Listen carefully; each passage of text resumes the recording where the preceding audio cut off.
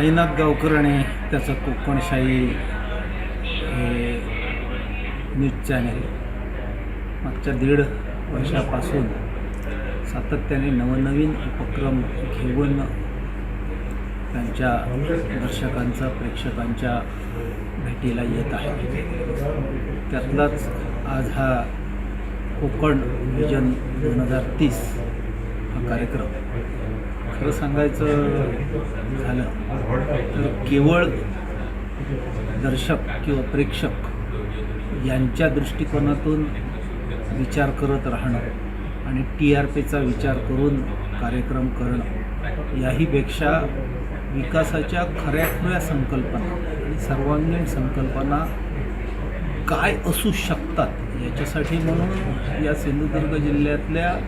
निरनिराळ्या क्षेत्रामध्ये काम करणाऱ्या सामाजिक कार्यकर्त्यांना आणि मग राजकीय पक्षाच्या जबाबदार नेतृत्वाला घेऊन हा जो काही कार्यक्रमाचा खेळ मांडलेला आहे हा खरोखरच कौतुकास्पद आहे। एक काळ असा होता की प्रसारमाध्यम हे फक्त आकाशवाणी किंवा वर्तमानपत्र एवढ्यापुरतं मर्यादित होतं, परंतु तंत्रज्ञानाने एवढी प्रगती केलेली आहे की आत्ता लोकांपर्यंत पोचण्याचं, शासन यंत्रणेपर्यंत पोचण्याचं, प्रशासनापर्यंत पोचण्याचं, निर्णयक्षम नेतृत्वापर्यंत पोचण्यासाठी म्हणून प्रसारमाध्यमांकडे अधिकच जबाबदारीची भूमिका आलेली आहे आणि ती खास करून इलेक्ट्रॉनिक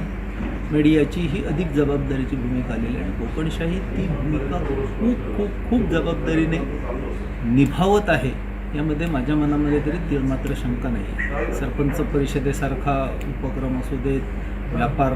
उद्योगासारखा उपक्रम असू देत किंवा अगदी रस्त्यावरती उतरून लोकांच्या प्रश्नांना वाचा फोडण्यासाठी प्रसंगी सत्ताधाऱ्यांचा किंवा बाहुबलींचा रोष पत्करण्याची तयारी असू दे, हे एक वेगळं पण जे सातत्याने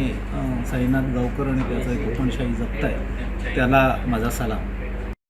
असे नवनवीन व्हिडिओ पाहण्यासाठी कोकणशाहीचं यूट्यूब चॅनल सबस्क्राईब करा व बेल बटन प्रेस करा। तसेच फेसबुक पेज लाईक करा आणि इंस्टाग्राम पेज व ट्विटर पेजला फॉलो करायला विसरू नका।